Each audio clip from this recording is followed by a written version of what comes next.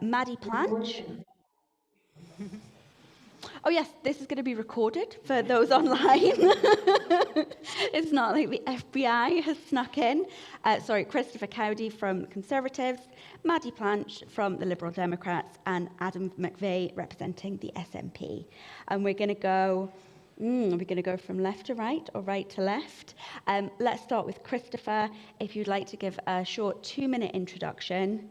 I've put my phone in my bag, so I'm not going to be timing you. I'm just going to trust you that you can all keep to 2 minutes, and we'll work our way along the line. I think that's fair, and hear a little bit about what everybody's got to say about their position on the climate. Over to you. Thank you. So I have prepared my statement, so it is pretty much 2 minutes. Can everybody hear me without the microphone? I need the microphone for online. So the climate emergency is the most important constant issue facing the world. There have been moments when other more critical events have overshadowed it, such as most recently COVID and the threat from Putin of nuclear military intervention in the Ukraine. Both of these risks, I think, are reducing very quickly, but the climate crisis has been a constant for decades, and it continues to cast a dark shadow over the globe. And it is only with the united effort that we can really guarantee the security for future generations. With the help of organizations like Friends of the Earth, we are now more educated and have more understanding of the issues, and fewer people than ever before deny the real dangers of climate change. So I thank Friends of the Earth for their education to the world, and for inviting me to tonight's meeting. However, we continue a difficult balancing act with the desire to reach net zero as quickly as possible on one hand, while looking to protect those most in need, as we are enveloped as we are today in a cost of living crisis. When I decided to start my candidacy for council, I'll be honest, I was not motivated by the climate crisis, but by I want to improve the city I live in, as I could almost see it crumbling in front of me, beneath my feet, and to help those less fortunate than me. Nevertheless, climate change is an issue we must all take very seriously, and I look forward, at the very least, to walking away from tonight's meeting with a better understanding of the problems and, hopefully, some new ideas for solutions. So my name is Christopher Cowdy. I am the Conservative candidate for Fountainbridge and Craiglockett.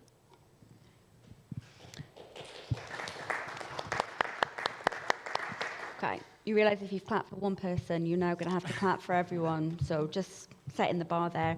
Thank you, Christopher, and thank you for perfect 2 minutes.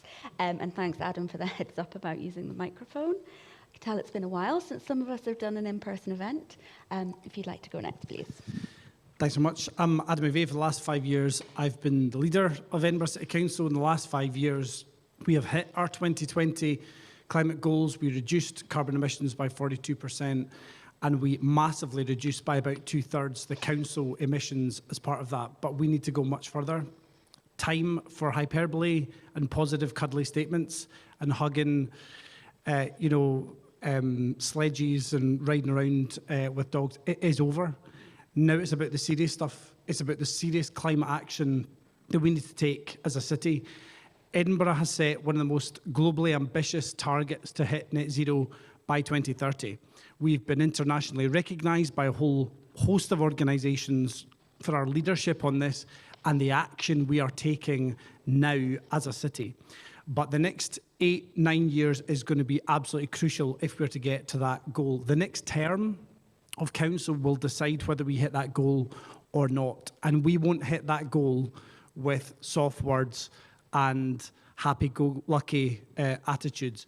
It will take serious action, serious cash, and a serious determination to do what we can for our planet. We set out one of the biggest, in fact, the biggest, longest anyway, manifestos of all the parties. We've set out holistic plans for a new Green Deal so that we can replicate the fantastic work we've done in the Murray Burn to insulate and retrofit homes within our city. That's going to be crucial to how we get to net zero and how we decarbonise transport. We need to extend mass transit. We need to build the segregated cycleway that will get from relatively healthy, although I do pant coming up Abbey Hill, I'll be honest, but relatively healthy people cycling around our city to everyone being able to cycle around our city and do it safely. We need the action to follow, and unless parties can lay out that action here tonight, I don't think they're deserving of your vote, because the future generations of our city are depending on us right now in the next 5 years to take the action required. If Edinburgh doesn't take the action to get to net zero by 2030, or as damn close to it as we can, Scotland's target will slip. If Scotland's target slips of 2045, the UK target slips beyond 2050. And if that happens, the world is quite frankly up a creek that we built ourselves with the floodwater. Of course, adaptation is going to be a part. Of course, our infrastructure is going to be a part as a city. But the climate action that we need to take is bold, it's serious, and the SNP offers that vision and offers those actions. So thank you very much to Friends of Earth for organising tonight, and I look forward to a robust exchange. Thank you. Thank you. Okay, Maddy. Thank you very much for Friends of the Earth for having me. I am delighted to be here to represent my party. The Scottish Liberal Democrats are an environmentalist party at heart, and we always have been. We have been instrumental in changing the pace in environmental policy. We were instrumental in pushing for Scotland's ambitious emissions reduction target, and we set the Parliament's first renewable electricity targets. This is because we understand the gravity of the situation that, as we all know, and as we've already discussed, climate change is the biggest threat facing the future of our planet. But despite this existential and global threat that we face, it is also important to remember that the choices that local authorities make will be vital to preserving the environment around us, which, of course, is why we are all here this evening. As a party, we are localists in our ideology. We believe that the decisions about one's environment are best made by the communities themselves and not by some faceless or centralised body. As Liberal Democrats, we worry about the bigger picture, but we also care about the individual. We must make fast progress in converting to cleaner and greener politics as the severity of our situation demands us to do so. But we must also make sure that the livelihoods of individuals are at the heart of the policies we make by consulting them and by listening to them. In Edinburgh, we are so lucky to be constantly surrounded by natural beauty, whether that be the cherry blossoms in the meadows, the tranquility of Holyrood Park, or the sea breeze at Portobello Beach, and it is really vital we protect this. But we also have our fair share of problems. Since the last election, surveys show that citywide cleanliness has declined sharply, streets are covered in weeds, recycling rates have fallen, and some of our roads are the most polluted in Scotland. The Liberal Democrats will fight hard to change this. If you decide to elect a Liberal Democrat to your council, we will push for an ambitious low emission zone. We will make reliable and efficient waste collection. We will protect and make our green spaces a safer and better place to be in. We will always fight to make Edinburgh as green and as good to live in as it can be. Thank you.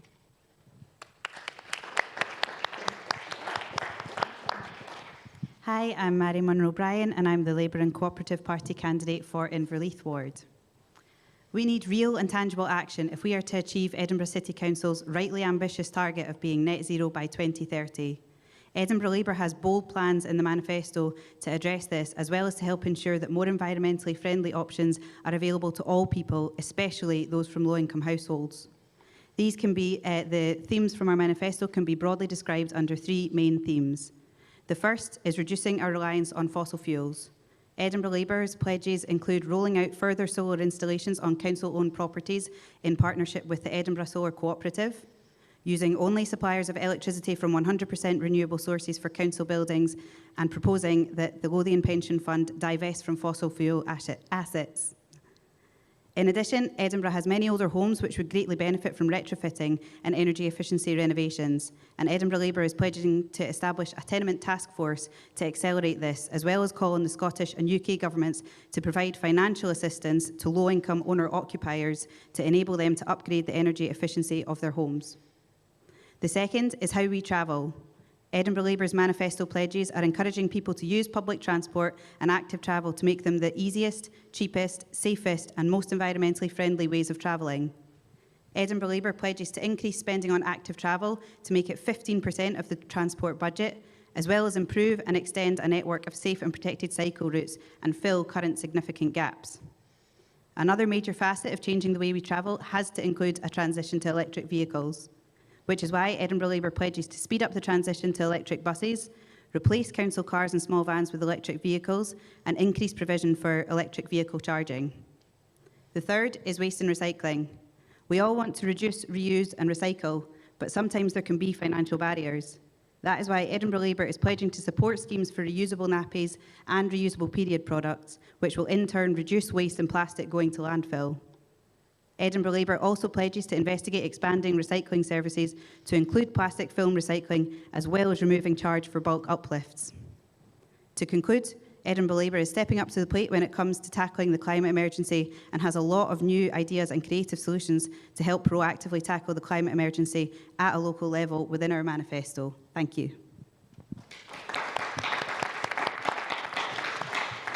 And last but not least, Anne. Hi, good evening everyone. Thank you, Friends of the Earth Scotland, for hosting this hustings tonight.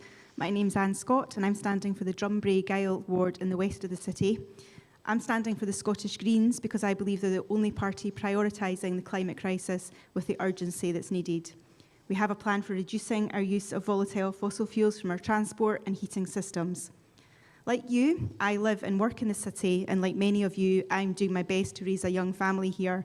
And it's through local community groups, schools and parent councils that I've experienced where many of our local services do well and the council are getting things right, and then where services are lacking. My priorities, if elected, are to make it safe and easy to get around the city using zero or low carbon transport options like walking, wheeling and cycling. I want to protect and improve our green spaces so they deliver more for recreation and for our health and well-being and wildlife, which are really important for quality of life in a city, and it helps to reduce the impact of climate change. And I want to support and promote environmental education to ensure a sustainable future. When I speak to people on the doorstep, their frustrations are real. They want to play their part in mitigating climate change and to adapt, making the changes we all know we need to make. They want to find things like recycling household waste easier, and they want to be able to get the services and things they need locally, but they need help to do that, and we need to have the right systems in place. They're worried about the rising cost of living, including food and energy bills. And we can't solve everything in local government, but we can solve a lot. And like hundreds of other cities around the world, Edinburgh is committed to reaching net zero by 2030. The councillors we elect to the city chambers in May have to drive the changes that we need to meet that commitment. And I believe it's only with more green councillors that we have a fighting chance to make that happen. Thank you. Well, thank you all very much for your statements. It's clear that we have got a lot of common ground to start from in this discussion tonight. So Friends of the Earth exists largely as a campaigning organisation. We've had several wins recently and still face quite a lot of challenges in terms of tackling the climate crisis. One of the things that we really care about deeply is the fact that we want environmental problems to be solved with social justice in mind. So looking at things quite holistically and looking at how we tackle the climate crisis while making sure that we also address the humanitarian crisis as well. So I'm going to go into a few questions from us. So this gives all of you some time to think about some questions that you'd like to ask the candidates. And this is a really fantastic opportunity for those of us living and working in Edinburgh to think of things that really impact us locally, as well as, of course, the bigger picture of climate change. So, yeah, I want some good questions. And just to remind everyone, a question typically starts with who, what, when, where, or how. So bear that in mind. We want short, snappy questions because we want to get through a lot tonight, because I'm sure you're all desperate to have lots of things answered.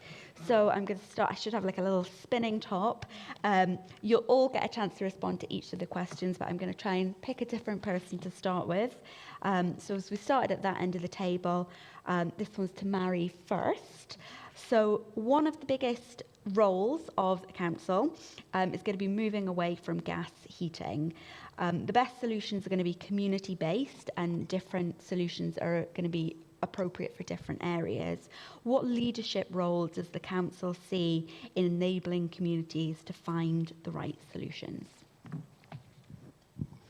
Yep, thank you for the question. I think it's a really important one because it's really vital that we try and step away from fossil fuels in terms of how we heat our homes. And actually, the Cooperative Party have a lot of really interesting ideas going forward, and some of which are involving community heat pumps, things like that, bringing things a lot more in-house and kind of incorporating community wealth building into this whole heating of homes, really. Because if we are to have kind of community-owned energy, that's much, much better than having to rely on, say, for example, Russian oil and gas. So it's through really quite innovative approaches such as that I think that we're really going to start to address these things. And that's something that the Labour and Cooperative are really pushing for. Okay, thanks. Thank you. If you'd like to pass it to Anne next, and then we'll go back the other way. Thanks. Yeah, I mean, one of the key things as part of the kind of green sort of strategy is to insulate our homes better, because effectively the more we insulate our homes, the less energy we need to use.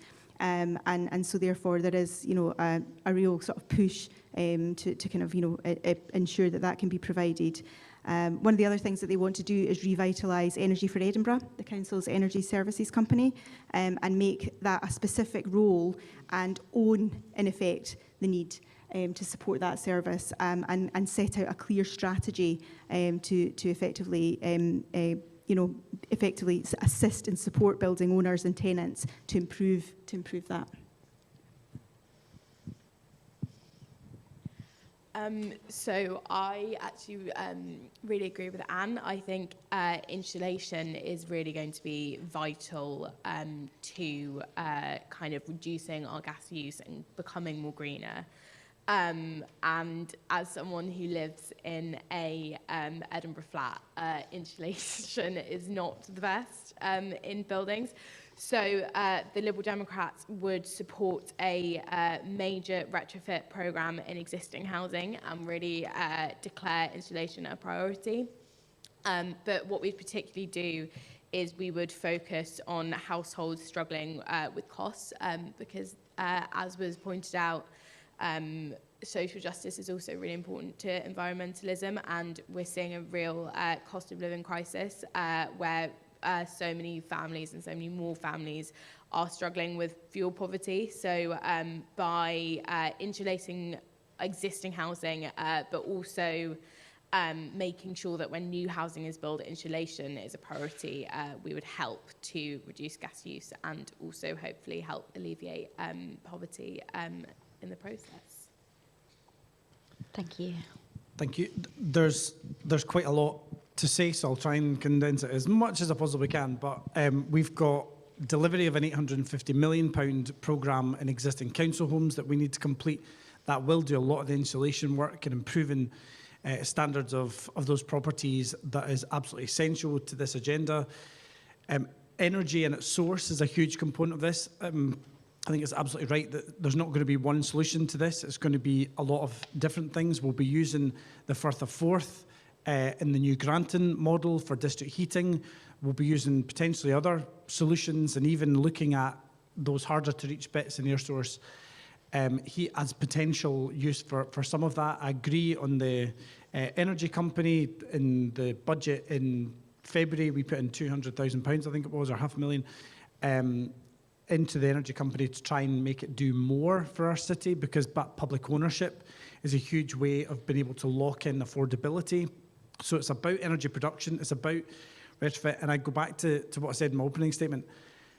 we've just completed a fantastic, in fact, completing a fantastic scheme in the Muddy Burn in the southwest of the city. That's a scheme which started off as former council house properties, but the council still retains some ownership. And it was a massive external and internal insulation programme and refurbishment programme.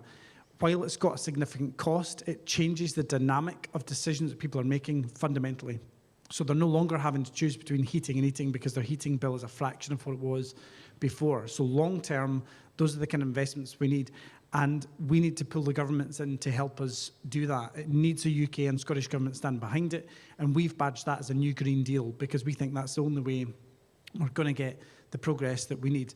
We also need to explore, although I'm slightly sceptical, options around green hydrogen. Scottish Gas Network are looking at how they can connect some of that green hydrogen production into the city. I'm a little bit sceptical, and I say that quite openly, because some of the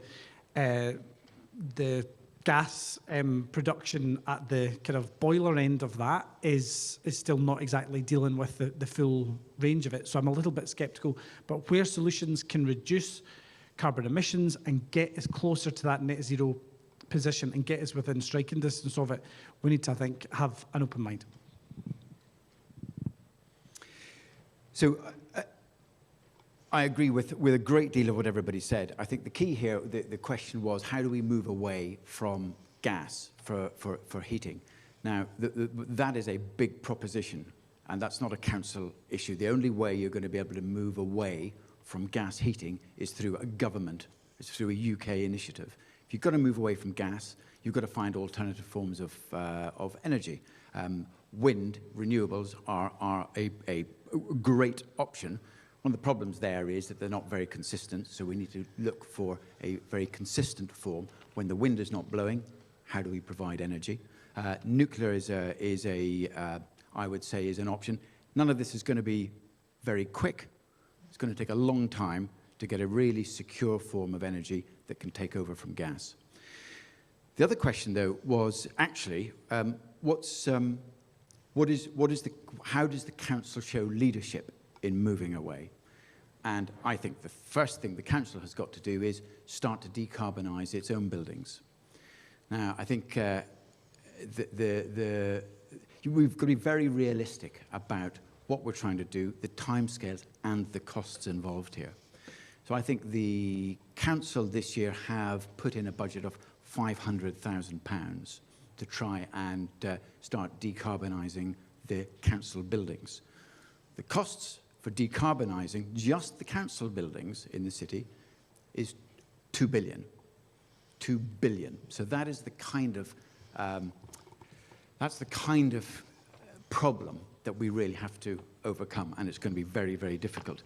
But on a very more short-term, immediate thing that we can do for domestic properties, I think is everybody's mentioned it, and it's insulation. That has got to be probably the single most effective way of trying to reduce our reliance on gas by reducing our need to keep heating buildings. Thank you. Okay, thank you. I think, Adam, you wanted to respond briefly to that, and then I'm going to ask you about transport. Just minor, far be it from me to let facts get in the way of Hustings, but there's not £500,000 to move council buildings. There's tens of millions baked into our budget every single year. What I think he's mistakenly referring to is £500,000 of additional investment going in to try and deliver a twin neighbourhood model, which is looking at that whole component of buildings. So it's fundamentally wrong on that. Also fundamentally wrong, and I think relatively confused about what is electricity and what's heat. If you look to electrify the entire heat network, our grid would not sustain that. So I would suggest maybe having a look at what is energy generally and what is heat and electricity, because they're different things. Thank you. Anne, I noticed a look of concern on your face at the mention of green hydrogen. I don't know if that's something you'd want to... I don't want to put you on the spot with science that we may not all be familiar with, but I don't know if you had any comment you wanted to add to that. No. I think that the look of concern was the reference to nuclear, I think. Okay. And because I do generally think that, and Adam touched on it, there is no silver bullet, but I think there are multiple sources of renewables, and I think that is what we should be focusing on. Okay. Thank you. The next question is looking at transport, trying to get a broad cross-section before we go to audience questions. So I think, can we start with Maddy for this one?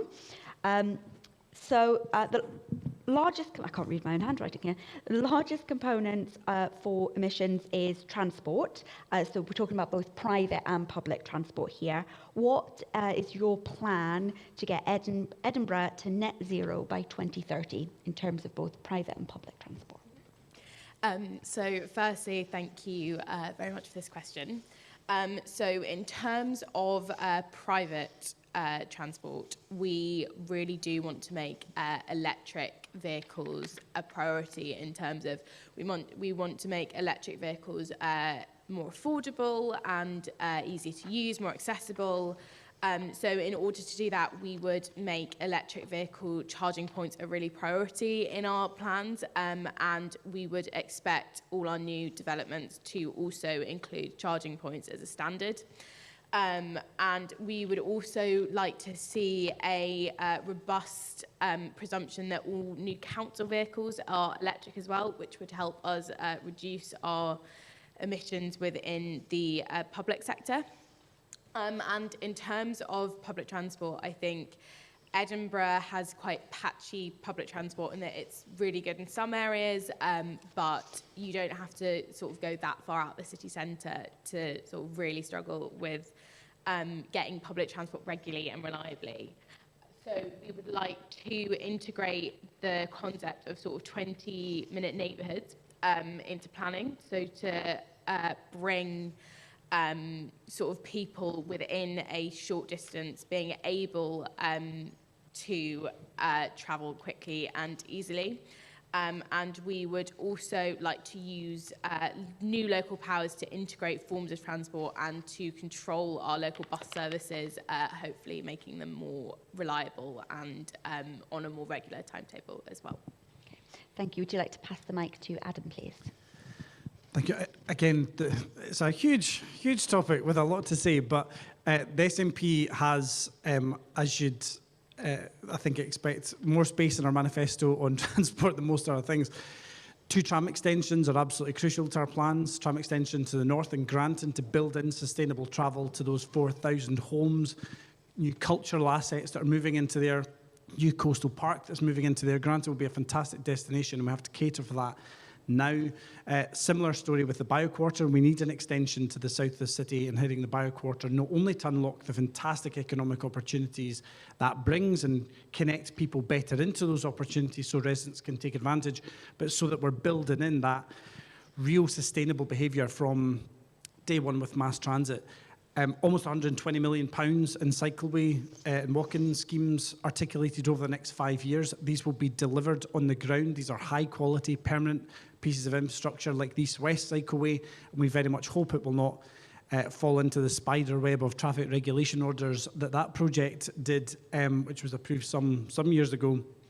This is a fundamental programme of enabling bus around the region. Now, part of that is about making sure we tap into the bus priority fund from the Scottish Government, and I've been leading work with the region and trying to make sure that the Lothians, in its broadest sense, are working together on this so that we've got the right investments at the right points. There's no point Edinburgh going it alone and building infrastructure on our side of the fence, if you like. We need to look at this regionally, but crucially to this is there has to be a deterrent.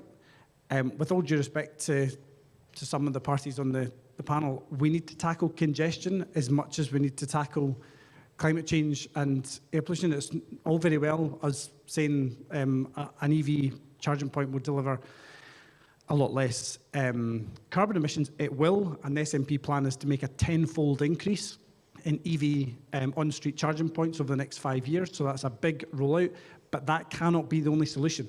We will all still be stuck in the same traffic jams and the same frustration if we go down that road. So we need to look at when is our city not working for the residents here and what can we do about it.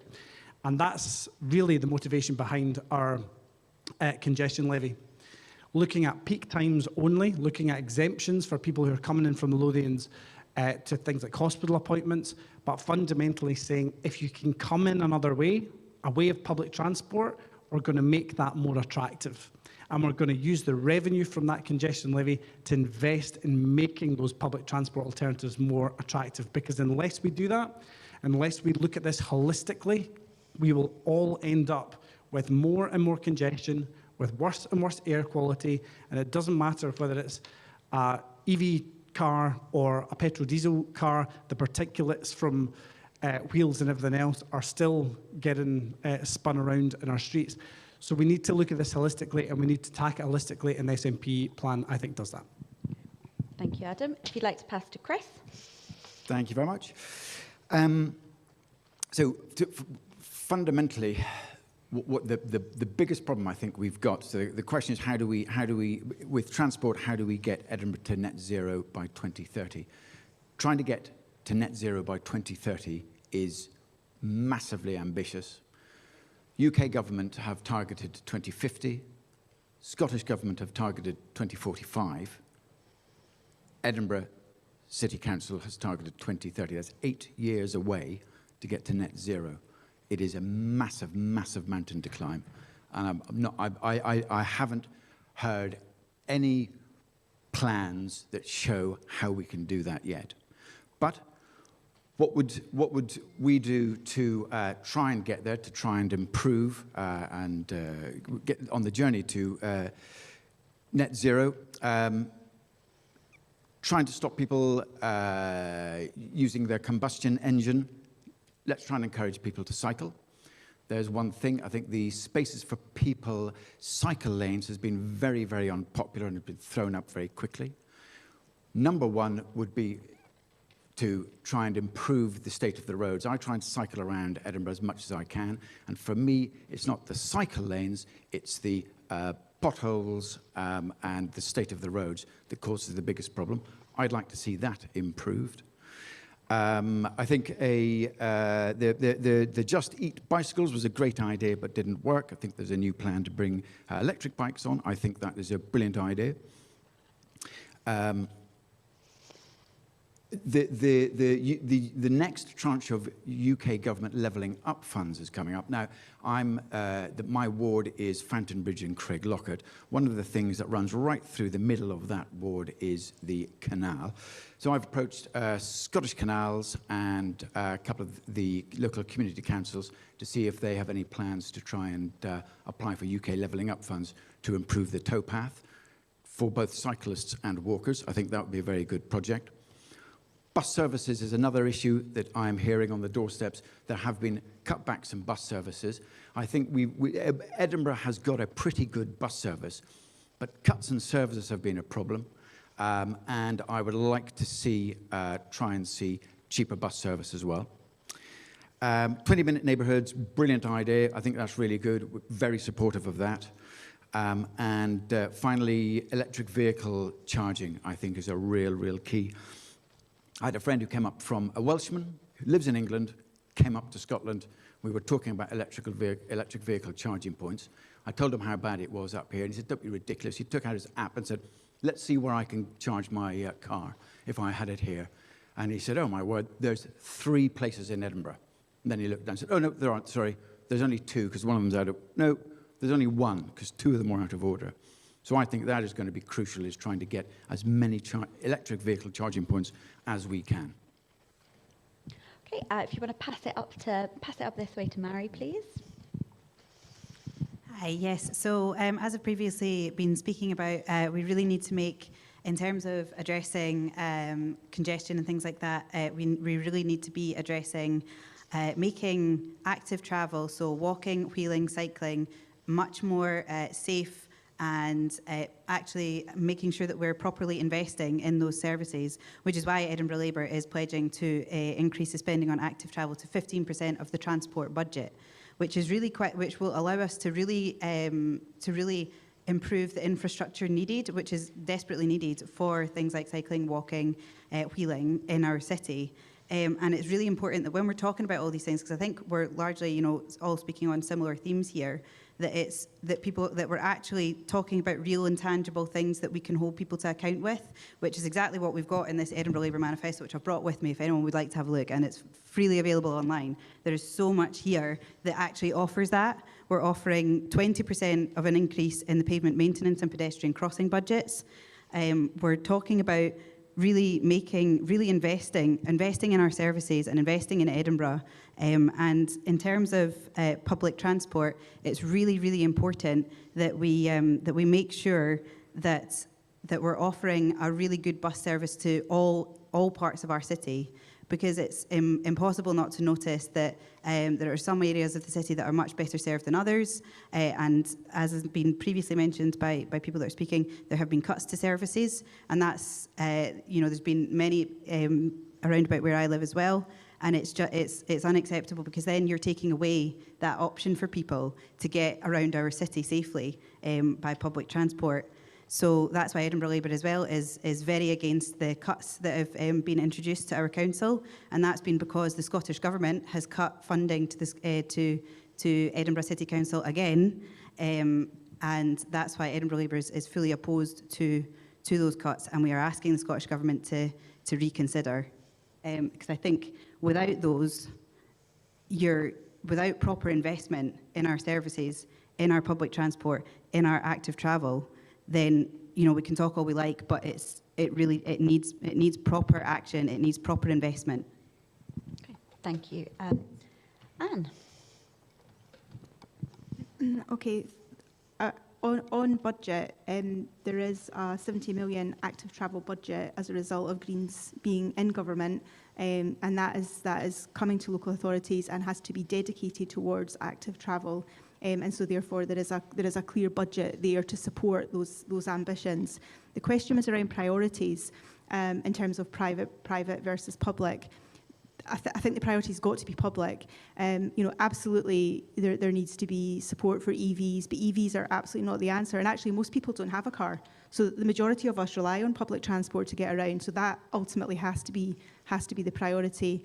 And Greens have backed up their kind of messaging around that with the bus travel for under 22s to support the fact that actually this is how we get to it. We make it more attractive, and Adam touched on it. There is a number of issues that we need to address around sort of making things more attractive to use public transport, to use active travel, and so there is the little bit of the carrot, and then there has got to be the stick. There's got to be disincentive to bring your car into the city if it is easier.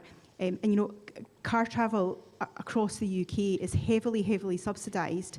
And as a result, it does look a lot more attractive to some people to just jump in their car, and that has got to be flipped on its head. And we need central governments to deal with that and to support us in that. But in local councils, we can absolutely use those tools that are available. The cities across Europe that have been really successful at this have used multiple layers and a number of tools to do this. So they have introduced, low emission zones. They've introduced congestion charging. They've introduced, a reduced parking availability in city centres. And all of these things together work because there is no one single answer. And we've got to help people. We can't just keep making people feel guilty for jumping in their cars if actually for them it's easier in their life. We've got to make it easier and more attractive. And the Greens have demonstrated that is the priority. Okay. Thank you. If you just want to keep hold of the microphone for now.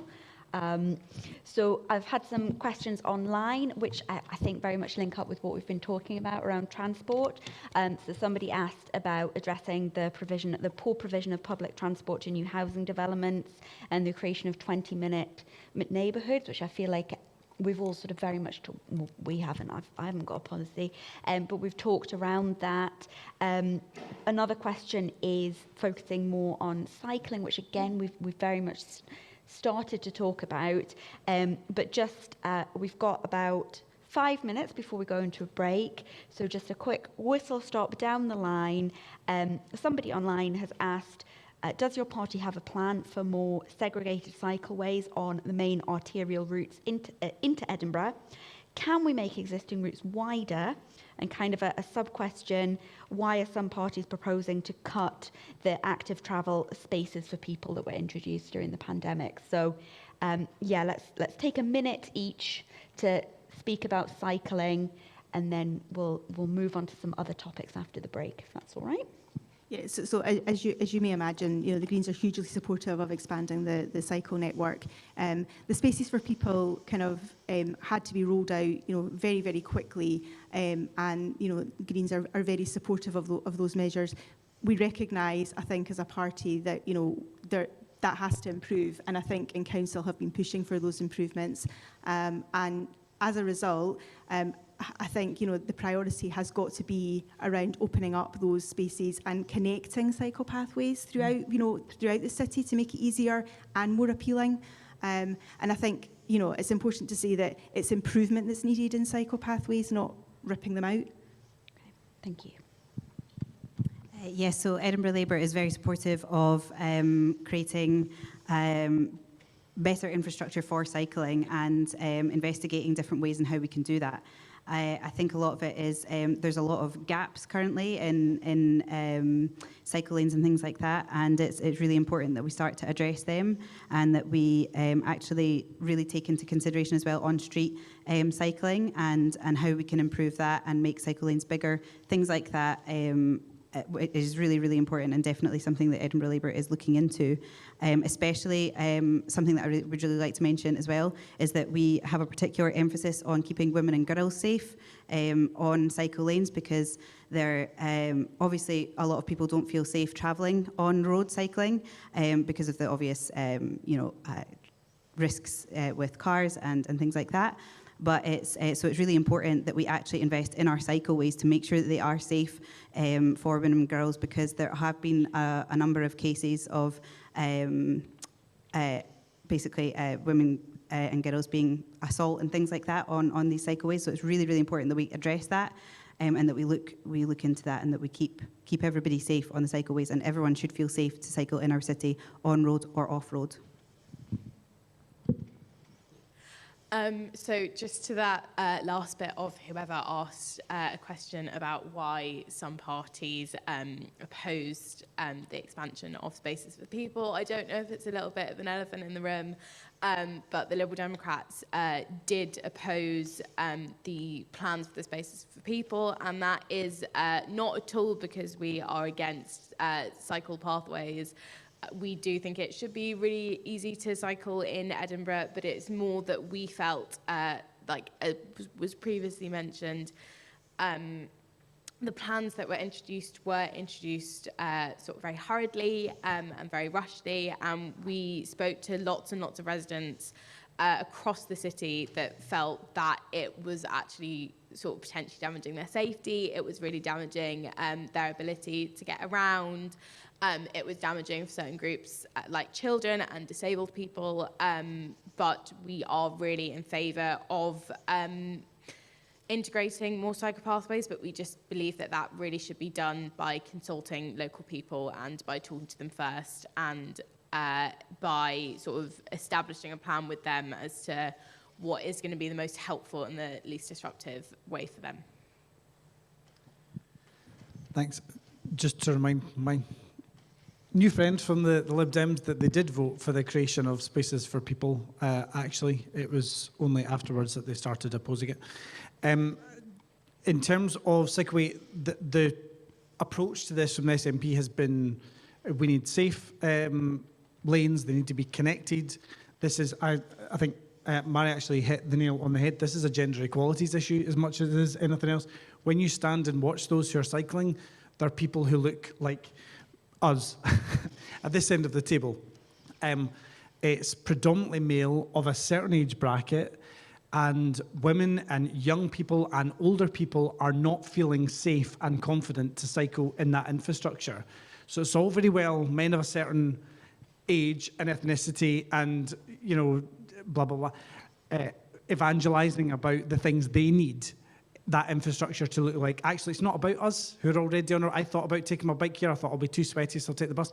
But if we're already taking those journeys, we are not the people who we're trying to encourage onto that infrastructure. We're trying to encourage the people who are seeing barriers to accessing it. So it needs to be safe, it needs to be connected, it needs to be on street where appropriate and connect into some of the off street within that, and also some of the other on street. The Meadows to George Street scheme, which I hope people have seen the plans for, which were published I think last week or the week before, will absolutely transform the street outside the room we're sitting in right now. It will make it safer, it will make it more pleasant, it will make it a better place to be as a pedestrian as well as a place to cycle through as someone on a bike. So this needs to be connected, it needs to be safe, segregated, long-term and permanent. I will say about spaces for people, bear in mind, you know, and we'll rehearse history slightly, but bike shops literally sold out because people who hadn't cycled in 30 years were going and buying a bike to get around their area. And to be totally honest, we saw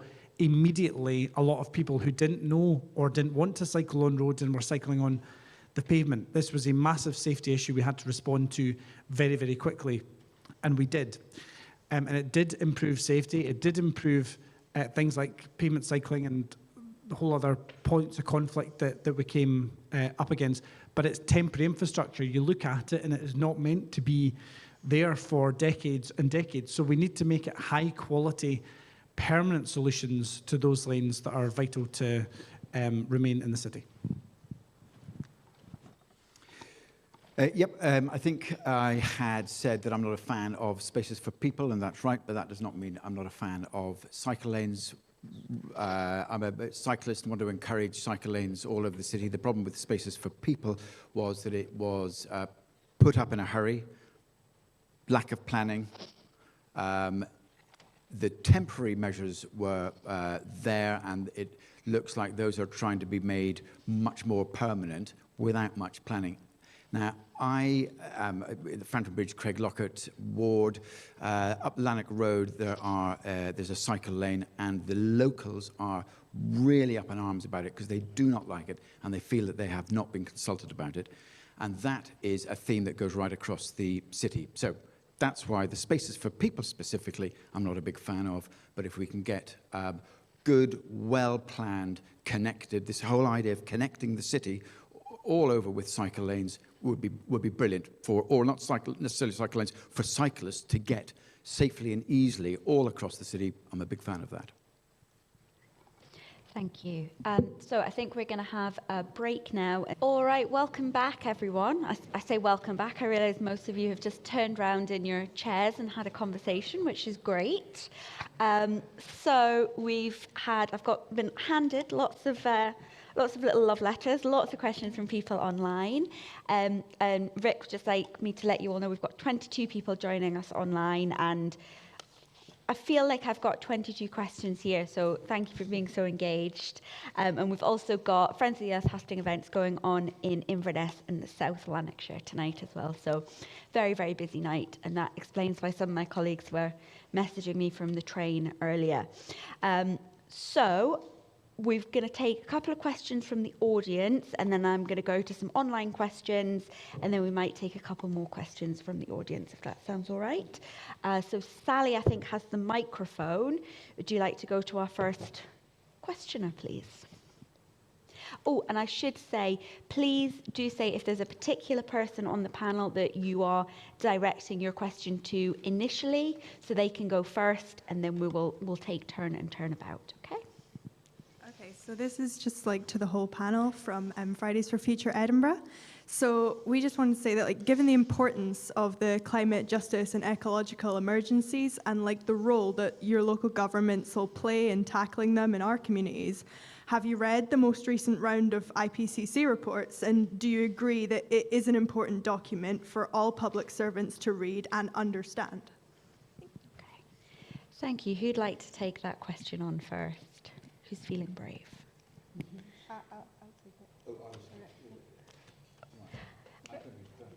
Okay, Chris, you take it. Don't forget to switch the microphone back on. There we go. I was trying to save the batteries. It's backfired. So the answer to your question is no, I have not read it. And I honestly don't know much about it. So I don't know if it's that important, but I am going to go back and I am going to read it. So thank you for your question. I will try and read some of it, at least. There is a summary document, and who knew you'd be going away with homework after this evening? I expected homework, actually, after this evening. Yes, I have read the summary document. I've also done carbon literacy training for elected members, specifically tailored at elected members, and I have to say it was eye-opening. As someone who spent 5 years talking about climate change, trying to drive the solutions, it was eye-opening to be in a room full of people, and this is not aimed at anyone in particular, because it was an event for people across Scotland, just how lagged behind some of the thought process and understanding was among some people. Some councillors in that training thought climate change was about litter. That was worrying, because these are the people who are tasked with the plans to seriously address this. In Edinburgh, we've had a youth climate summit. In the last few years, I think it happened just before COVID, so we would have had more if it wasn't for that. Really important that the future generation's voice is at the centre of this, because it's their future. As young as I used to be, before I started this job anyway, it's not as much my future as it is the next generation's, and it needs to be driven in part by people who are willing to really embrace and look at that. I'm kind of paying Mhairi a compliment, although I'm not really. It's kind of vicarious compliment to our party. But the person I've seen explain the need to change quickly and at the pace that Edinburgh is proposing to change at the best is actually Ed Miliband. And I wish I had an SNP source that I could point people to. But during the end of COP, Ed Miliband put up a tweet with him and his whiteboard, and it explained why you had to go at the pace that Edinburgh is going at in the context of the global climate crisis, and why some areas would be lagged behind and why places like Edinburgh had to lead that charge. It's a really good, succinct piece of explanation, and it's one of those things that I hope very much cuts through. So I have to be completely honest as well and say that I have not quite yet read the latest report of the IPCC. I am currently a student at the University of Edinburgh, and this term I am actually taking a course in environmental politics. And so I've read up sort of on bits around it, and that really has been quite eye-opening for me. And I think that is so important, like was just said as well, actually providing climate literacy and making sure that is in schools, making sure that is in universities, because it is actually really important that as we're going forward and we all want to do our best to tackle climate change, it is really important that we are also aware of how to do it, and our young people are really equipped and really have the knowledge to be able to do that.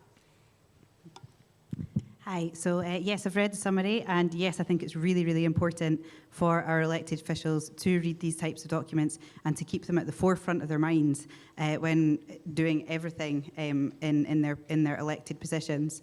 I'm not actually an elected official yet, but it's just something I was reading in my spare time, as if I have very much of that with a small child at home. But it's just because it's a huge passion of mine, and I think it's so important that people who are elected really do take it as seriously as it should be, because it needs to be, it really does need to be at the front of everything that we are doing, because it's, as so many reports have been saying, that it's we have so little time until our planet becomes unlivable, and so that's why it's just, yeah, I think we're on the same page with this, but yeah, I'll just keep it really brief and say yes. As you might expect, I have read the summary doc. I haven't read the whole thing because it is quite big. I think I was really disappointed in the media coverage on that report. I mean, I know that it came at a time where, you know, there was the kind of, you know, the Ukraine invasion and so on.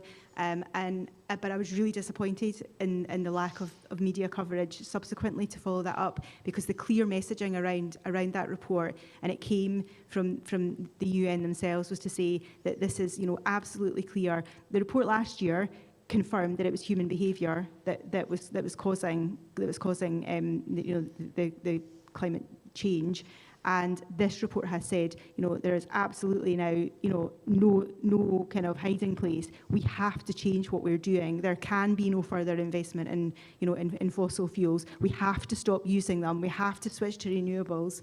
And that messaging got very diluted, and I think it's really important that the future Fridays continue to kind of bang that drum. And actually it was Greens in council that made sure that those days could be registered as official days, because it's so important that young people's voices are heard. I think young people are far and away more engaged in this dialogue than other generations. That's not all generations, actually, because I consider I'm a middle-aged person and I read about this stuff all the time. But I have got an 8-year-old that will sit and tell me what greenwashing is. And I could not do that at 8 years old. So it's absolutely important that that all generations come together. But most importantly for young people, because you will feel the consequences for far longer than the rest of us. Thank you. And yeah, just thank you so much to the Fridays for Future team for coming along tonight and yet again putting in the effort and engaging with some difficult issues. So yeah, well done and thank you. So I think we've got, Sally's going to go to a question there, and then I believe we've got a question just here, Sally, after that, and then this gentleman here after that. So you don't have to sit with your hands up the whole time. Hello, my name's Joan Forhan from Divest, Lothian. So my question relates to the Lothian Pension Fund, which currently has about 200 million invested in fossil fuel companies. Heartened to hear that both the Greens and the Labour Party have a manifesto commitment to support divestment of the pension fund from fossil fuels. So my first part of my question, I suppose, goes to the candidates from the other parties, just to ask if you're comfortable with the Lothian Pension Fund continuing to invest in fossil fuel companies, and then to each of you, if you are not comfortable with the pension fund continuing to invest in fossil fuel companies, what do you think the pension funds should invest in instead? Thank you. Okay, thank you. Who would like to field that first? Yeah, do you want to pass that down to Adam? Thank you. I think I should go first because I used to be on the pension fund committee, and I went on when I was just elected council leader, and I went on with one very specific action, which was to try and get to a point where companies that were not engaging in those environmental, social and governmental issues seriously and shifting away from the things that we didn't want them to engage in operations, not just relevant to fossil fuels and other environmentally concerning activities, but actually arms sales and things like that. Those are things that we should not, I don't think, be engaged in. I'm a member of the pension fund as an employee of sorts for Edinburgh City Council, and it does make me deeply uncomfortable, and it's why I went on the pension fund itself to try and drive that change, and found some allies and people like Claire Miller and Steve Burgess, who have also been kind of steadfast on these issues. But I think it's fair to say in the last 5 years, the pension fund wasn't quite ready yet. Now, I'm hoping that post-election, when there's some change in personnel, change in attitudes, as well as the looming global crisis with continual reports, I think I hope we will start to see that change, because it's important. I shouldn't have to be in a position to explain to those working in those investments the financial and economic consequences of divestment, and yet that's felt a little bit like what the last 5 years has been. What I'm not going to do, and I hope you forgive me for not doing this, is say what it should be investing in instead. Because while I want to set a really clear direction that fossil fuel companies, that arms trading companies should not be where our employees' money is put. We should not be earning our retirement income on the backs of future generations and the write-off of lives across the world in the deaths and atrocities that are committed by those bombs.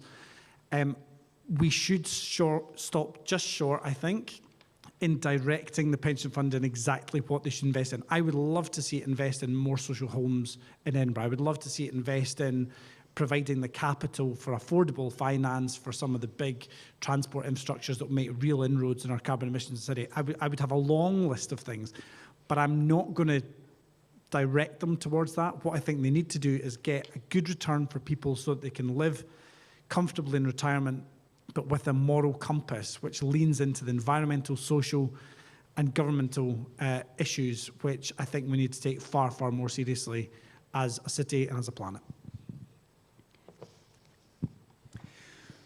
So I am going to agree with Adam to an extent. Like him, I would not want to advise pension funds on where they would invest their monies. But an expansion of that is also I wouldn't actively get involved in trying to persuade them to disinvest from them. I think it would be a good thing if they did disinvest, but it would be from a fund manager perspective, because the popularity of fossil fuels is declining, and they should be able to see that the profits that they're going to get from their investment will be declining, and that they would that's where I think the disinvestment would come from, is that it's just a naturally declining business. And I think a lot of the big companies who are fossil fuel based are also trying to switch to, or at least move in a direction of renewables. It would be good to see that speed up a great deal, and I think that would be how I would like to see the disinvestment from fossil fuels, or from pension funds in fossil fuels. Okay, if we'll go to Maddy now, please. So firstly, thank you very much for this question. I think it's really important, and I think pension funds is actually sort of one of the most meaningful sort of things in so the most useful tools in sort of reducing investment into fossil fuels. And the Liberal Democrats more generally have really called for divestment, not just in fossil fuels, but also in arms sales and in sort of general unethical projects, especially as the Ukraine crisis has highlighted. We've seen a lot of our public institutions and a lot of our pension funds invested into sort of Russian companies or companies that are sort of much more ethically dubious. So the Liberal Democrats in general support really sort of investigating where we're investing our money and where we're putting our pensions. Thank you. Hi, yes, so as I'd mentioned before, it's in the Edinburgh Labour Manifesto, and I'll just read out the full pledge because it actually answers your question as well. So it actually proposes that not only that we divest from the Lothian Pension Fund divest from fossil fuel assets, but also invest in renewable energy assets and other sustainable and ethical sectors, because I think that is the most environmentally, ethically and actually financially sustainable options available. Because if you're continuing to invest in fossil fuels, you're investing in something that can't continue for the future of our planet. So if you're investing then instead in renewable energy assets, you're actually really making an actual proper investment in the future, and you are enabling that to happen, and it's going to be a continuation because renewable energy will be able to continue for as long as we are able. And it's, so I hope that answers your question. And yeah, I think we're in agreement with that, so I'll pass on. Thank you. Thanks. I'm also delighted that that Labour have come over to the good guys and seen the light. I think I think it is the time for kind of conversations. I actually wrote to all my local councillors about this. There isn't a Green councillor in the west of Edinburgh, and I wrote to all the local councillors about this. I didn't get a response from all of them, and the Liberal Democrat was kind of very much kind of not for not for divestment. So that is good if that position is moving. Was very keen to continue engagement. Engagement policies only take you so far, and if they've not got teeth, they don't work. And I think fossil fuel companies have had plenty of time on engagement, and therefore quite obviously we support a much more kind of decisive move. In terms of what we can invest in, there's no shortage. And this has been the frustration. Greens have been the only councillors, in council in Edinburgh, continually pushing for this, and they've been a lone voice on pension committee with regards to that. So I do feel though there is a step change, and recent sort of geopolitical events have helped that debate, I think, enormously. But I think in terms of switching. There is no shortage. There's lots of innovations there, and actually those innovative and forward-looking organisations that are trying to come up with solutions, they need capital, and they need it in scale, and local authority pension funds have that. So actually it's a perfect fit, and there's not really any excuses for not just getting on with it and doing it. Great, thank you. Yeah, there's a lot to explore there about what we could start to invest in, but I believe we've got a couple more questions from the floor. Hi. Simple question. When are we getting electric buses? So for context, the council owns the bus company. The bus company has 700 buses. 10 of them are electric. 588 of them are diesel. The others are hybrids. And the LEZ does nothing on this. Only 7 of the buses won't pass the LEZ. To all of you. Okay, was there a particular person you'd want to ask that to, or just everyone? Okay, Mhairi, why don't you start? I was going to say the remote control. The microphone is in front of you. Yeah, so as I'd mentioned before, it's in the Edinburgh Labour Manifesto to accelerate that change into electric buses. We don't actually have a set date as of yet, but because it's as soon as possible. Because I think the initial rollout that we've seen of these few electric buses have been successful, and I see no reason as to why that couldn't be suggested for implementation across the entire fleet of Lothian buses. So essentially, as soon as possible, and yeah, I'll keep it nice and quick. And I don't know the date either, but you can imagine that Greens are continually pushing for that in council. I suspect Adam's probably got the best answer for this. Don't set a bar. Yeah, I feel like I might have to quickly pass this to Adam as well, but the Liberal Democrats would also like to see electric buses introduced sort of more widely as soon as possible. So no pressure. So the reason that only 7 Lothian buses are affected by the LEZ is because it already has the youngest bus fleet in the whole of UK of any company outside London. It has some of the low emission, some of the lowest emitting vehicles. They've put their investment strategy very much behind the Euro kind of 6s and up now as they're emerging, and that's made a big difference to the amount of kind of harmful gases as well as carbon and diesel consumption and everything else that the buses have been running in. We have a plan in our manifesto to increase EV infrastructure for the bus company. So the best way that we can help Lothian buses, and it should be said other companies as well, convert to electric is make sure that those end-to-end terminuses have the infrastructure that they can recharge, because a bus running from South Queensferry into the city centre or beyond, or a bus running east to west or north to south through city centre is quite a long journey, and it won't be able to do that very often before it's really been charged. This is the second go we've had of electric buses in the city. I get to say the words, I'm old enough to remember, when we had the first rollout of electric buses and they didn't work very well. The technology just wasn't there enough to bind it. They were having major issues continually with the buses, connecting the batteries. The gradient of the city just wasn't doing the business, so it wasn't a good mix. These buses are working much, much better.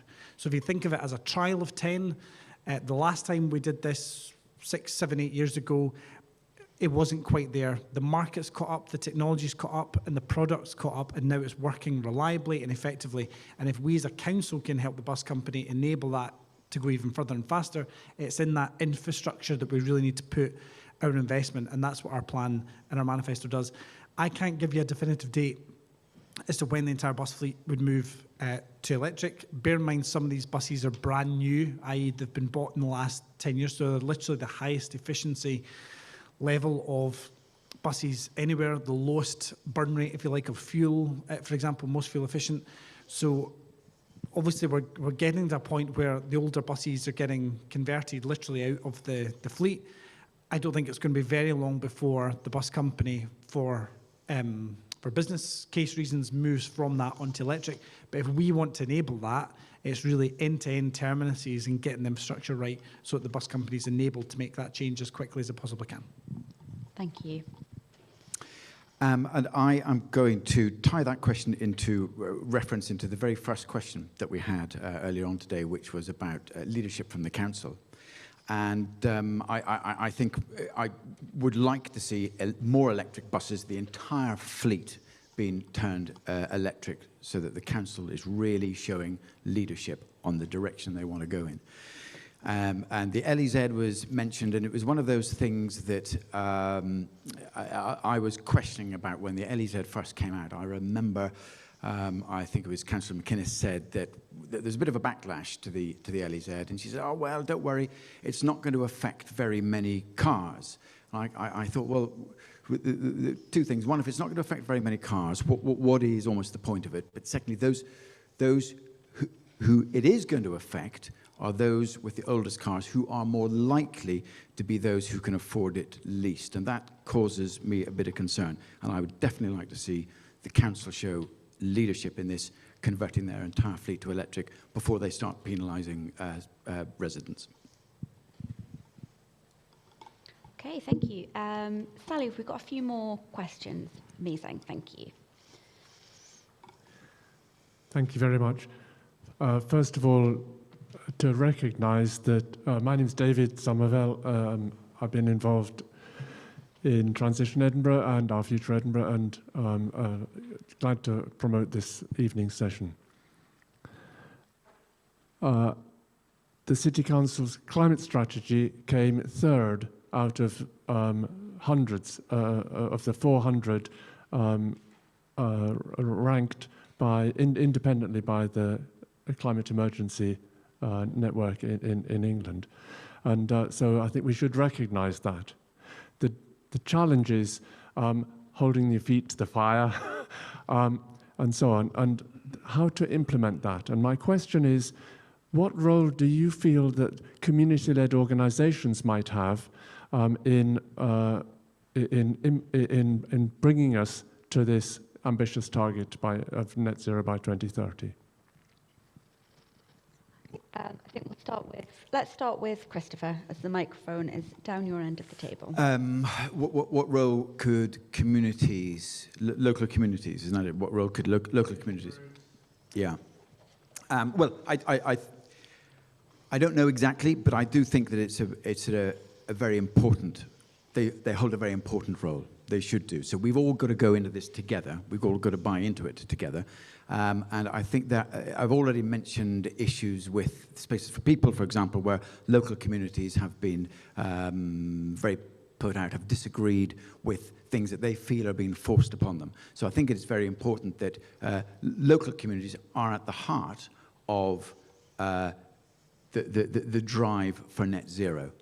And I think a lot of the times local communities will be best placed to certainly advise on a lot of the detail about what infrastructure or what initiatives or how those initiatives should be designed. So I think that's probably about as much as I can say on that. I hate to be political about this. There's a big role for community groups in helping advise, shape, drive change within the city. We've got plans in our manifesto for continual youth summits so that we have that input and drive, and I think climate change is going to be an absolute central part of that.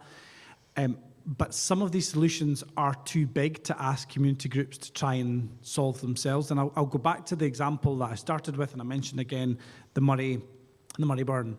This was a major project of retrofit and insulation for houses in areas that are SIMD 1, 2 and 3. These are areas where we should be investing, and huge sums of money involved, but really good package of support for people and communities in getting that shift and change.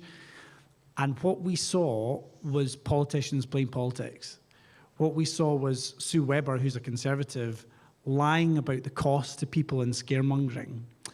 And the impact of that was to cause fear and alarm in the community about schemes which were going to reduce their energy bills and tackle climate change, help them with their economic circumstance and reduce carbon emissions in their community. And what we saw was lies and misunderstanding and, trying to politicise these issues dishonestly. And that's not helpful. So we have to have a very honest conversation with ourselves as a city, and that's an onus on us as politicians. I know it's an election and a lot of people will tell you just what you want to hear, but we have to have an honest conversation with ourselves and with communities. And if we have people chucking grenades in because they think they can score cheap political points, we are going to get further away from our goals, not closer to them. So there's a big role for community groups, but where communities themselves can't solve those problems, and we need that big intervention of council, government, everybody working together in partnership. We can't be playing politics with the communication of that just because people think they can score some cheap headlines in the evening news. Firstly, thank you for the work that you do with Friends of the Earth. I think sort of activism groups and local community groups are really, really important. And I'll go back to what I said in my opening statement, that it is really important that we take the needs of each individual local community when we are considering climate policies. The environmental needs and the local needs of Drumbury Gyle will be very, very different to the environmental needs of the city centre, for example. And our party really believes in this, and our party really believes on consulting local communities and public groups at every stage and at every level. So again, referencing spaces for people like Christopher's mentioned, it was our party and it was our Edinburgh Western MSP, Alex Cole-Hamilton, that led a big public meeting where so many people turned up because they were so passionate about how these policies would affect their local community and their local day-to-day life. So it is really important that we involve these local community groups meaningfully and holistically in every stage of development when it comes to implementing new environmental policies. For those who may not know, but Labour activism is entirely rooted in all of our communities. Any Labour candidate that you have standing for your area will be a community activist. That is who we are as a party. Our roots are in activism and in grassroots community groups. So essentially, I think they're so important in shaping how local government, national government policies actually are formed. Everything that is in this manifesto has come from an entire group effort from Labour Party members, elected people, everything. We have all been involved in this to create this that you see, and it's so important that we are all involved in taking shape in what we want our communities to be like, what we want our politicians to be saying, what we want our voices to be a voice for our areas and to champion the issues that are most important to us. So essentially, I think communities are so exceptionally important in everything that we do, particularly with local government, and I just think it's really important. Thanks. Thank you. I think the Green position on this is that we really advocate for sort of citizens' assemblies. We would like to see citizens' assemblies kind of form a sort of an integral part of the decision-making process. And I think, you know, particularly we'd like to see one on climate crisis, for example, to kind of help shape the solutions. There are absolutely big strategic decisions to be made, but there are also local decisions to be made. And I think it's important to get that balance right. And that's a two-way thing, because there has to be kind of council officers need to be providing information to communities, as well as that kind of feedback loop. And I think we need to see that strengthened. Certainly, you know, you touched on the different kind of, you know, the different community needs in somewhere like Drumbrae Gyle versus somewhere in the city centre. And that's absolutely right. You know, we see an ebb and flow in that part of the city and how strong the community council is. And then, you know, there are very sort of interested parties. These are volunteers. And they very quickly become disillusioned when they're not being heard. And that is a real loss if the council is not getting that feedback from the community. So I think I'd like to see more support for community groups, actually, to be able to kind of make sure that they're a part of the process, and you know, and therefore that kind of education piece we've touched on a couple of times, particularly around climate, I think is so important, because, you know, this is lived experience on the ground, and I don't think we can ignore it. Thank you. Yeah, some really, really interesting points there, particularly around where do we find the balance, and it's something I'm very personally sort of invested in, because I do a lot of work with community groups where I live in Leith, and yeah, food for thought there. So I'm going to move on to again something also near and dear to my heart, and look at planning and look at development. So I kind of got a question. I've got 3 questions here that I'm going to attempt to merge, because one was something that the Friends of the Earth colleagues came up with. We've also had a question come in from someone online, and I've been slipped a note, a question from Sam as well. So bear with me on this. So obviously, looking at the council's planning department, very, very important in achieving net zero. And we know that finding the skills and funding is a challenge that needs to be addressed. So the questions we have is, what would you do to, and the word they use is force, which I think perhaps is not the political word that we might use, but yeah, how would you create a situation by hook or by crook where developers have to include best practice environmental standards in new developments, such as rooftop solar panels, green roofing, etc., etc., etc. And the other kind of side of the coin is looking at sort of retrofitting, so policies to persuade, and the example given here is private landlords to retrofit their properties with, could be exactly the same things, green roofs, solar panels, could be little wind turbines. Let's assume we found solutions that are suitable for each individual community, but yes, so that their tenants can have warmer homes and lower energy bills, because I think the kind of the cost of living crisis that I know my energy bills have gone up significantly. I'm sure you're and all of us here are in the same boat. So yeah, so policies to persuade landlords to retrofit and to force developers to include best practice environmental practices. And let's start with, spin my imaginary dial, let's start with Mhairi, please. Yes, so Edinburgh Labour has a lot of pledges to do with that, and a lot of which I've touched on already, so I'll try and mention a few that I've not. So, for example, I mentioned earlier that Edinburgh Labour is pledging to establish a tenement task force to give residents and owners information and support to speed up insulation and energy efficiency renovations. But in addition, it's really important that we put pressure on the Scottish Government and the UK governments to use the landlord and licensing systems for HMOs and short-term lets to place obligations on landlords to upgrade energy efficiency. So it would be through that system that we would be looking at doing that. And it would be and as well, I think I mentioned this earlier, but it's to push both the Scottish and UK governments to provide financial assistance to low-income owner-occupiers to help them carry out energy efficiency work as well, because it's going to be a huge task that's going to require all layers of government to be involved, and it's really going to require all elected officials at council level and elsewhere to really be really pushing for that, for this change.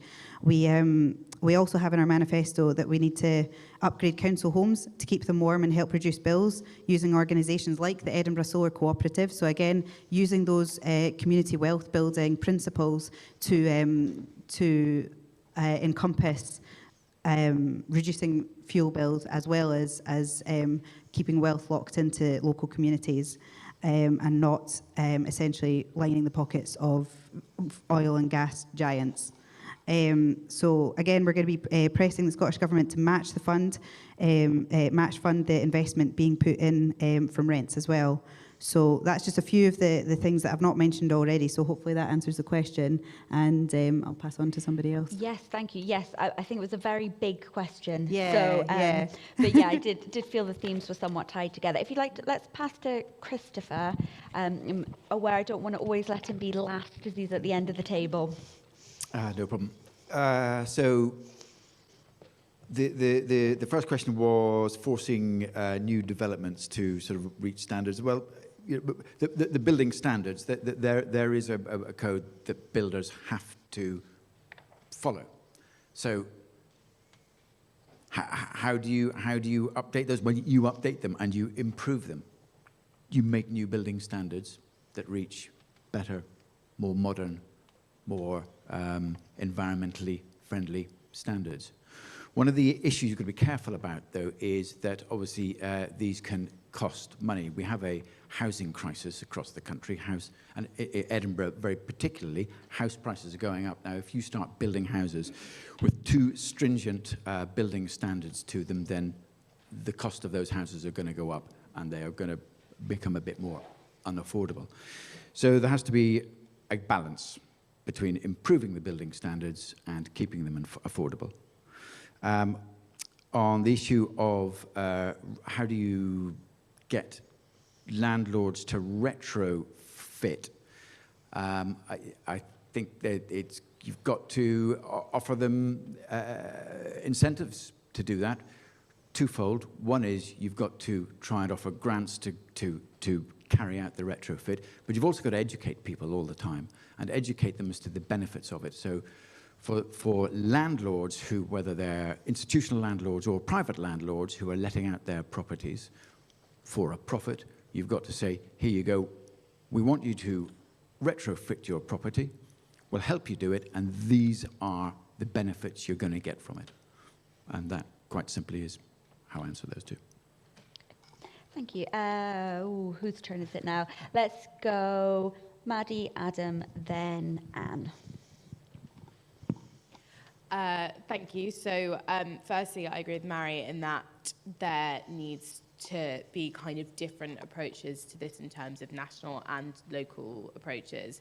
So the Scottish Liberal Democrats as a national group would like to see an emergency nationwide home insulation programme. We would like to see the doubling and the expanding of the winter fuel payment and warm home discount, and we have been working at a Holyrood level to campaign the Scottish Government to introduce this.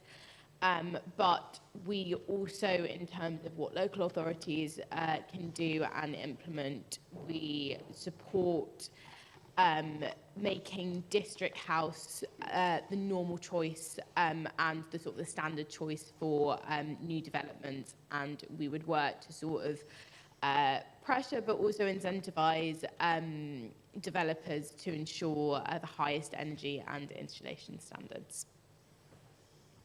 Thank you. Thank you. There's a lot happening in this space, but I'm going to try and articulate it very much as our manifesto. We're proposing a new deal for renters in Edinburgh that's looking at rent controls, but it's also looking at the standards of properties that are being rented out in the city. And an important component of that, because we have seen this over the last 10 years, is as the Scottish Government has brought in more stringent regulations for rental market, the rental properties have been shifted out of the rental market and into short-term lets because it's an easy, unregulated market. We're going to close that door.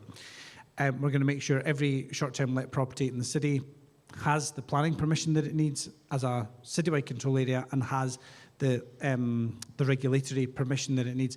And that's important, because if we provide that escape route to everything we're trying to do and the things that the entire panel's talking about, then we're never going to get anywhere. People will obviously shift it to where there's a higher return, less regulated alternative market, which fundamentally undermines our housing supply as well.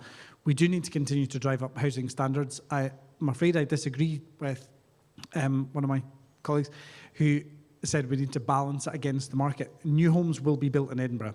The new proposed plan, the local development plan, which we will approve fairly quickly after the next election. It will come back, I think, in a matter of months after the next election, has a proposal to increase the affordable homes allocation within development sites.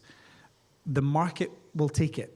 The market will still build homes that are brilliant, that are low energy, that are energy efficient, and the better the regulation, the better the homes that are built. It does not affect, to be really clear, that balance between delivery of affordable units within those property sites, which will still increase under local development plan. The idea that Edinburgh will end up with gap sites not developed because regulation is more stringent is ridiculous. Our land value is high, the demand is incredibly strong because our city, no matter the experience of the last 2 years, which has been horrendous on everybody, our city is still economically thriving. And that's a fantastic space to be in, but it also causing significant issues. But let's use the positive of that, of enabling development, to get what we also want, which is affordable, high energy, efficient housing. The enabling policies that some of the other panel members have talked about are really, really important, and the incentives. I'll go back to the Green Deal that we need to initiate, and people in the private rented sector should not be excluded from that in the same terms anybody else should. It's really important that the finance that's needed to deliver some of that change is available, particularly to those that would be struggling to make that difference otherwise. So bear in mind, a lot of those properties are in stairs, a lot of them are in communal areas, and a lot of landlords, actually the vast majority of landlords in the city, do not own the whole stair. So they rely on a collaboration. Sometimes that's a collaboration between one council property in a stair of 8, or sometimes there's no council property in a stair of 8. Sometimes it's a mix. In Edinburgh, it's very common for it to be a very eclectic mix of council, private rented, owner-occupier. But by working together, by building the model that we've already built and badging that as a Green Deal, getting the finance right and the model right for delivering it, I think we can really drive change. Thanks.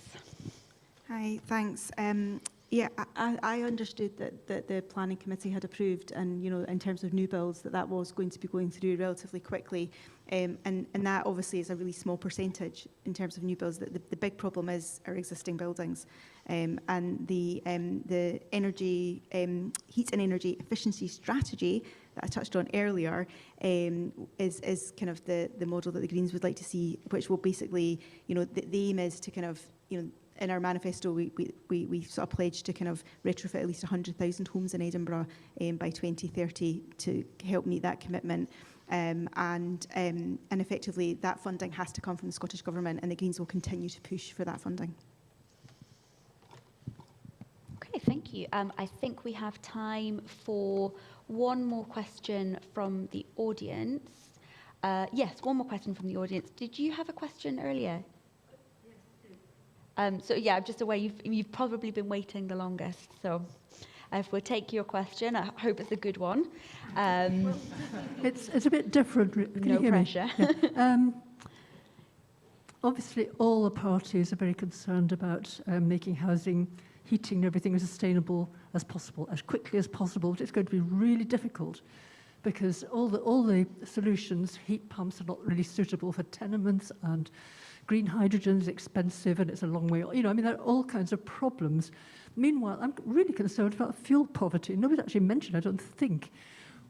What kind of country are we if people go to a food bank and they can't take a bag of potatoes, got nothing, they can't cook them? It just really worries me. What is the immediate solution? I'd like to hear what each party has to. I don't think it's relevant or not, but to me it seems really very, very relevant. I just wonder what each party feels about what should be done about these people who are really desperate right now. And it's going to be a while till the problems are solved.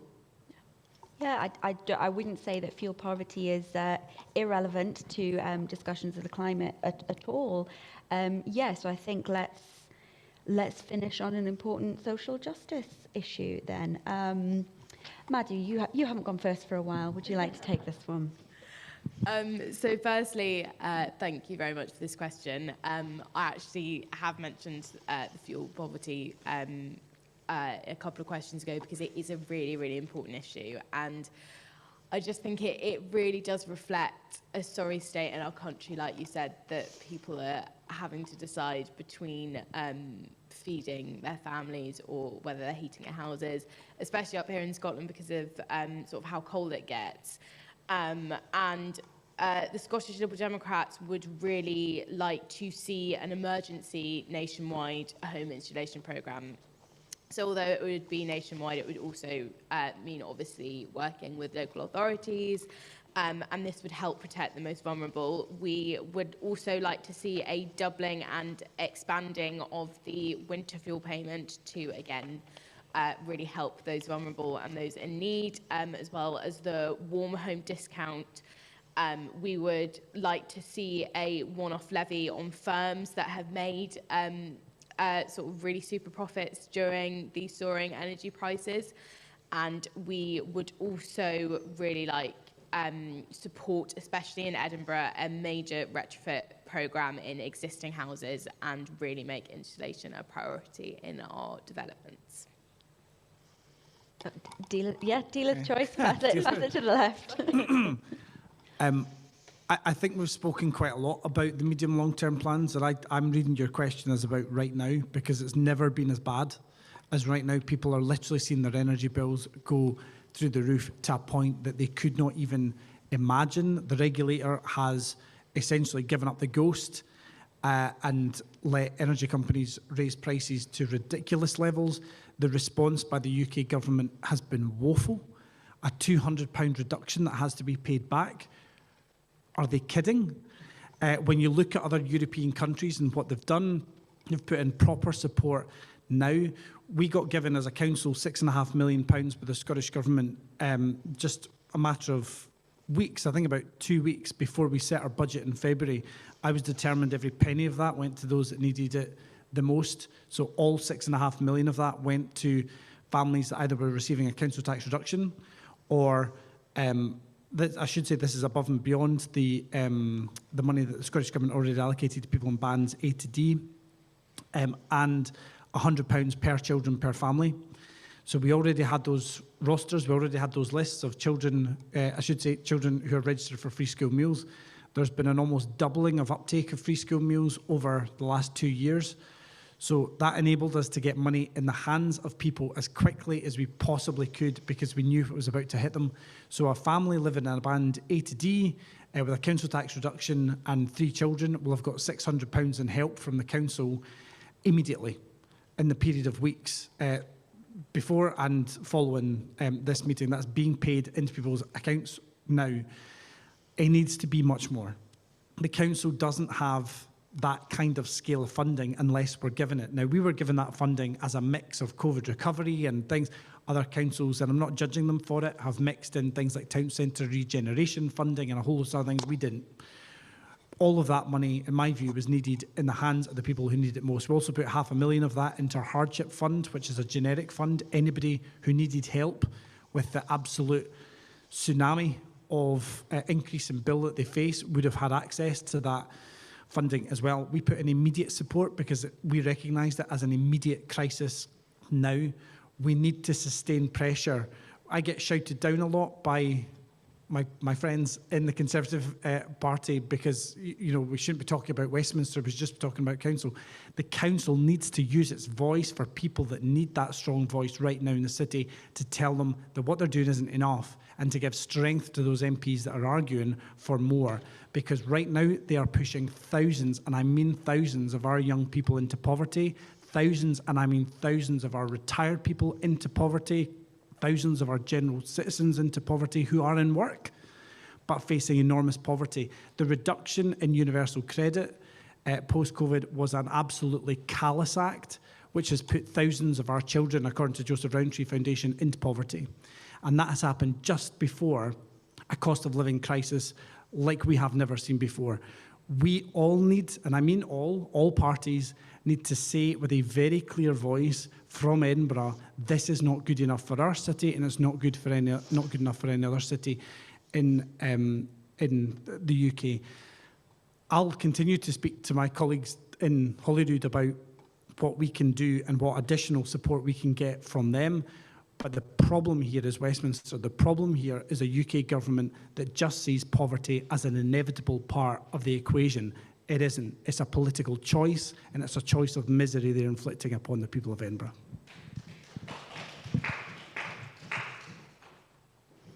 Thank you.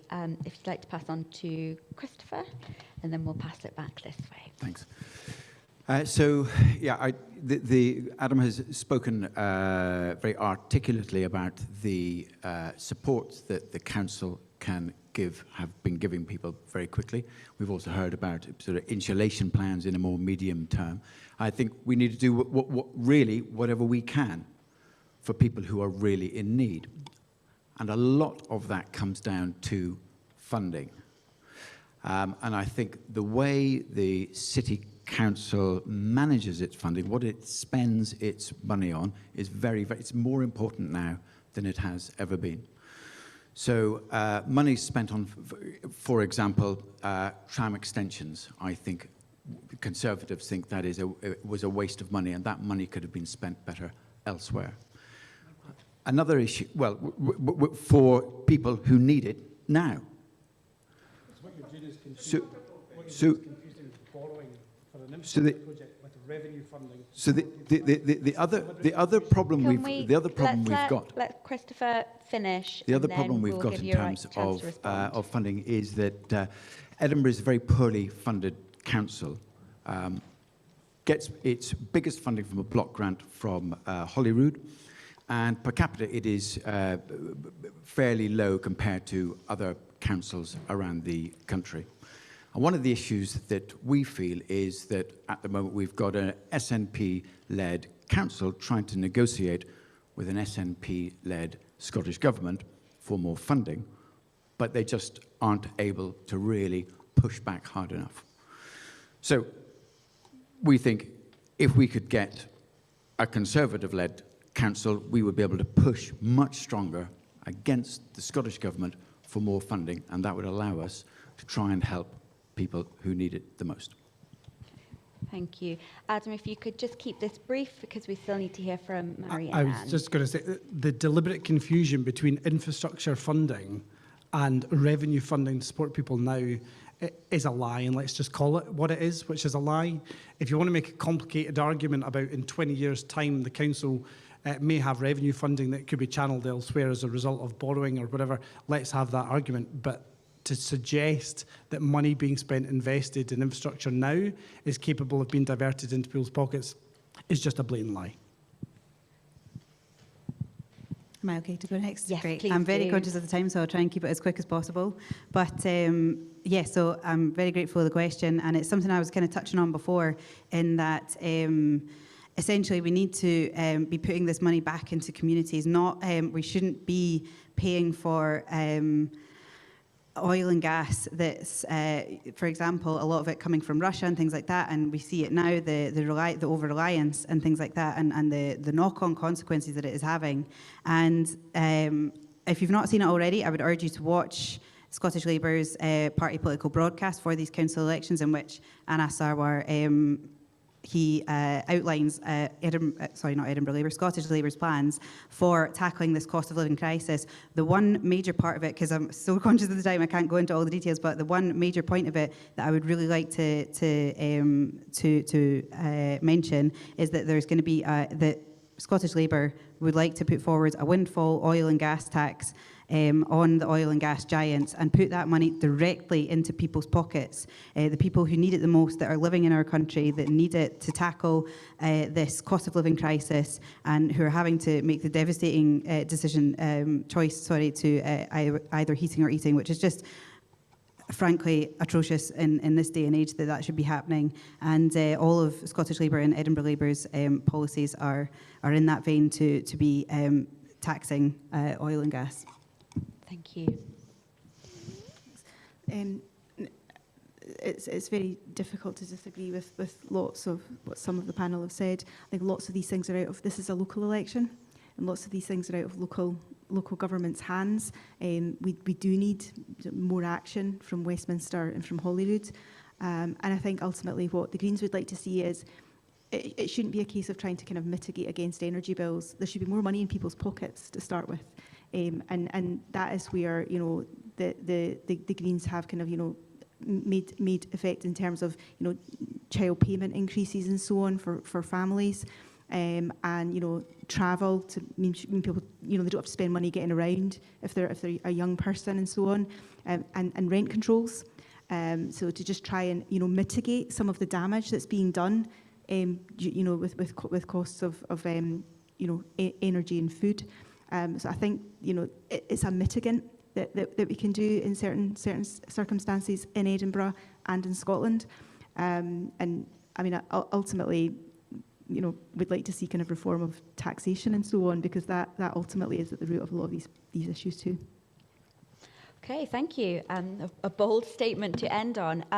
So that is all the questions we've got time for. We're going to take a moment to give everybody a chance to make a closing statement. I'm going to make my closing statement first because I'm in charge tonight. So just say thank you so much to everybody who came. Thank you for coming out on of an evening to come and join us. Thank you so much to all of the candidates that came. And thank you so much for really taking the time to engage with the issues and engage with the questions. And yeah, I have to say, come the 5th of May, for the first time in a long time, I'm going to be quite excited about going and casting my vote in a local election. So I hope all of you feel equally engaged and inspired as well.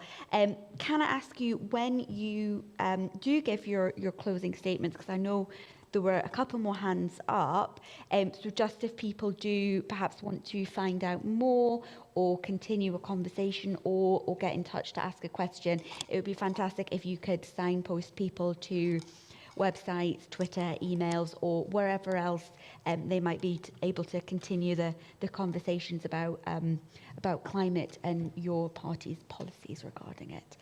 So you went last for the opening statement, so if you'd like to go first, please, Anne. No problem. I think, you know, the discussion tonight is going to confirm that having green voices at all levels of decision making has never been more important. And I think, you know, all parties recognise the issue, but I'm not sure all parties prioritise it in every single policy in the way that the Scottish Greens do. So I would just ask that, you know, you think global, but you act local, and you vote Green 1 on the 5th of May. I'm Anne Scott Eden, I think, on Twitter. Yes, so just to reiterate again, that Edinburgh Labour really does have a lot of really bold plans in the manifesto. So if this is something that you're really interested in reading up about, I would urge you to have a look. It's freely available on the Edinburgh Labour website. You can download it, or you can just read. It's up there as well. If you want to ask me any particular questions, my email is mhairi.munro-brian.labour@gmail.com, which I can understand if you would want spelled out to you, because it's a difficult name. So please feel free to come up to me afterwards, and you can email me about anything, or I'm at MMB Labour on Twitter, or mhairi.munro-brian.labour on Facebook and Instagram as well. And thanks so much for all of the questions. It's been a great evening. Thank you. So I would firstly really like to reiterate my thanks for this evening. I feel like I've learned a lot, and I feel like the questions have been really informative as well.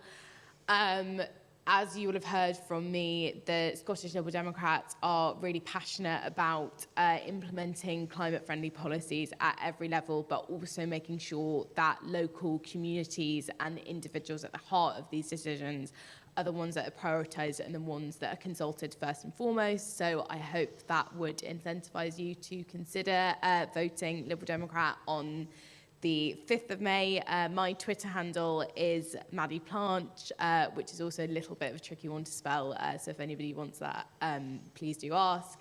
I would also really encourage you to look at the Edinburgh Liberal Democrats Manifesto, which, like the Labour one, is also available online to download quite easily. Thank you. if you want to read the full SNP manifesto, you can go to edinburghsnp.org. And it is the longest read, but I hope that you see it as what we think it is, which is a holistic plan to improve Edinburgh. We absolutely love Edinburgh. Despite the fact, in fact, literally from this stage, there was a hustings last night of one of the candidates, I'm going to put candidates in quotation marks, who was slagging me off for being from Paisley. Well, a number of people who live in this city are from elsewhere, and actually, when you draw a line in the sand and put born and bred on one side and people who absolutely fall in love with this city and are passionate about it and live here on the other, actually we should all be on the same side of that line, apart from some pretty unsavoury characters. I'm so proud of what our city can achieve, and we have a plan to deliver it. We can be at the forefront as a global leader. We'd heard from a question earlier on, we were ranked 3rd in the UK in terms of the strength and leadership of our climate plans. This is an area Edinburgh's leading on. I've led the city for 5 years and built that progress and built that success. My pitch to everyone in this city in this election is let's keep on the course we're on, because we're on the right one to get a more balanced, greener, fairer city, and that's what the city of Edinburgh, I think, that most people want to live in, one where everyone can thrive and everyone can be part and take advantage of the fantastic opportunities that exist in this glorious European capital. Thank you. So I, in my opening statement, I said that the climate emergency was the single most important thing that is facing the globe, and that remains. I also said that in order to overcome this, we need to take a united approach. We all need to work together and look for the things that we agree on, not the things we disagree on, and focus on that, and I still think that's the same.